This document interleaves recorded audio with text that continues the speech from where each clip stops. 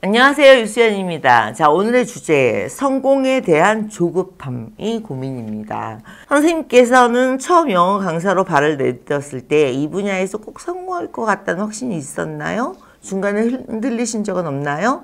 이 길이 내 길이 맞는지 확신이 안 쓸 때 어떻게 극복하고 마인드 컨트롤을 하셨는지 궁금합니다. 저는 제 분야에서 성공하고 싶은 욕심도 있고 더 잘해내고 싶은데 아직 부족한 제 모습에 조급함이 생깁니다.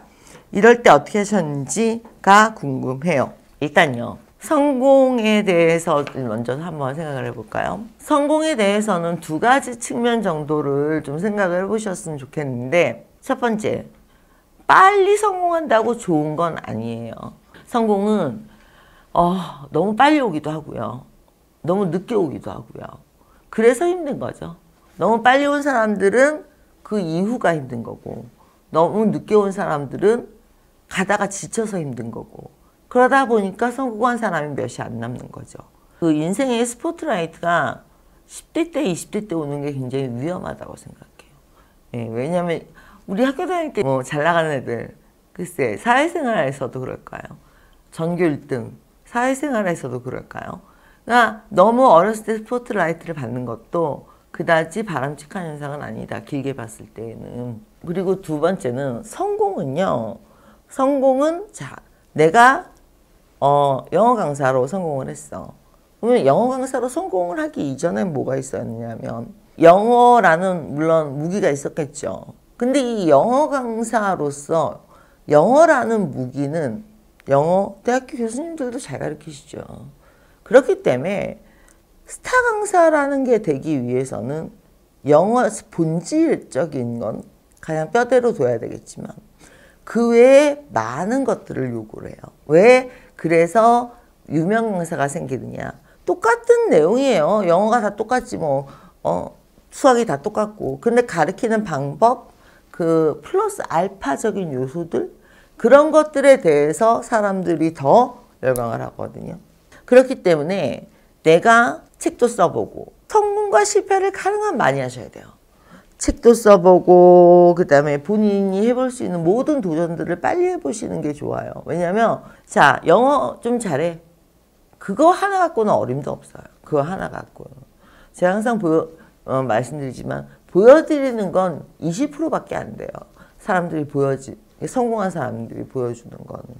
그 밑에 80%가 깔려있는 거예요. 그래서 이게 여러분들이 빠른 성공을 원하겠지만 자, 사람마다요. 똑같은 성공의 공식을 던져준다고 똑같은 속도로 성공하거나 아니면 무조건 성공하거나 그러진 않아요. 어떤 사람은 똑같이 했는데 실패하고 어떤 사람은 똑같이 했는데 성공하고 그럼 그 차이가 뭘까요? 그러니까 어떤 성공의 공식들이 있다면 그 안에 것들을 채웠는데 얼마나 다방면으로 직접 경험을 해서 내가 좌절했을 때, 실패했을 때, 아니면 성공했을 때 이런 얘기들을 울림 있게 전달하면서 학생들의 동기부여를 끌어내는 거.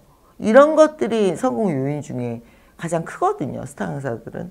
근데 이제 뭐 이분이 강사를 하고 싶어 하시는지는 정확하게 모르겠는데 조급해하지 마세요. 왜 그러냐면 내가 충분히 실패하고 충분히 도전하고 충분히 성공했을 때 내 분야에 갔어요. 그러면 플러스 알파라는 게 이 사람은 있는 거예요. 이 분야에서. 이 플러스 알파가 이 사람의 가치와 몸값을 높여주는 거거든요. 그래서 많은 도전과 성공과 실패와 좌절, 특히 좌절을 많이 맛보셔야 돼요. 왜 그러냐면 강의를 듣는 사람들은 그걸 해소하기 위해서 오는 거기 때문에.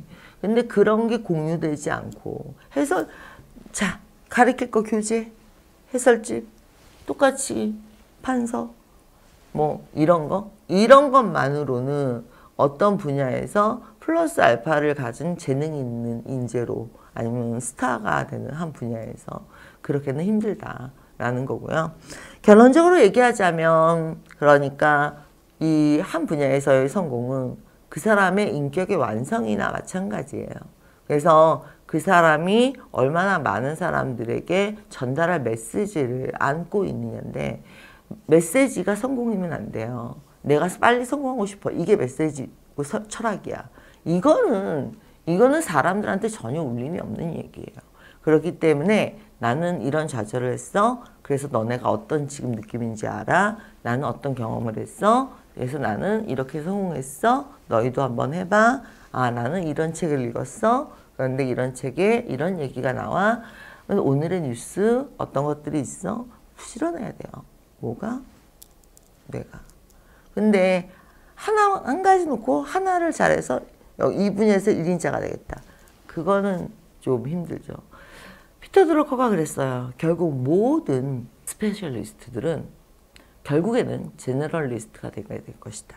그러니까 우리가 말하는 제너럴리스트는, 피터 드러커가 얘기하는 제너럴리스트는 그냥 보편적인 걸 많이 안다는 게 아니라 한 분야의 전문가를 선호하는 시대가 지고 나면 모든 분야에 대해서 조금씩 이제 지식이 있어서, 경험이 있어서, 그래서 그 경험과 이런 것들을 컨버전스, 그러니까 같이 융합해내는, 분야와 분야를 융합해내는, 그러려면 그 분야들에 대해서 다 어느 정도씩의 지식이 있어야 되겠죠. 전문가. 그래서 지금은 전문가 시대인데 과연 전문가 시대일까요? 저는 그 끝이 오고 있다고 생각하거든요. 다시 제너럴리스트로 가는. 근데 제너럴리스트는 모든 거를 다 잘한다는 게 아니라 모든 분야에 대해서 경험해보고 지식을 어느 정도 쌓아서 응용하고, 그래서 그 응용에서 그만의 노하우와 그만의 메리트가 나오고 그만의 성공 방식이 나오는, 네, 이런 개념인 것 같아요. 성공에 대한 두 가지 개념에 대해서 제가 말씀을 드렸는데 조금 추상적으로 들리셨을 거예요. 네, 부족한 내 모습에 조급함이 생겨납니다. 안 하니까 조급한 거죠. 뭐든지요, 하면 안 조급해요. 그러니까 공부도 그래요. 스트레스, 영어 못해서. 영어 빨리 해야 되는데 조급증. 지금 당장 영어 공부를 하고 있으면 안 생겨요. 그런데 해야 하는데 아직 시작 안 하는 거죠. 아무것도 안 움직인 거죠. 그러니까 이 상황이 문제인 거예요. 그래서 이게 조급증이 있다면 그 부족한 모습을 빨리 채워 넣는 방법밖에 없어요.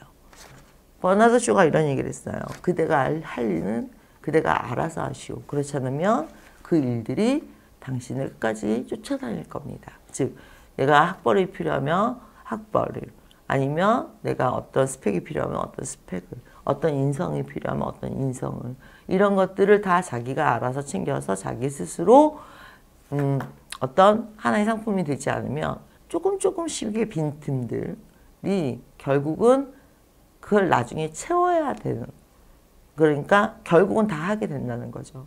그러니까 빨리 부족함을 느끼신다면 많이 움직이세요. 많이 도전하세요. 그것만이 답이에요. 자, 화이팅 하시고요.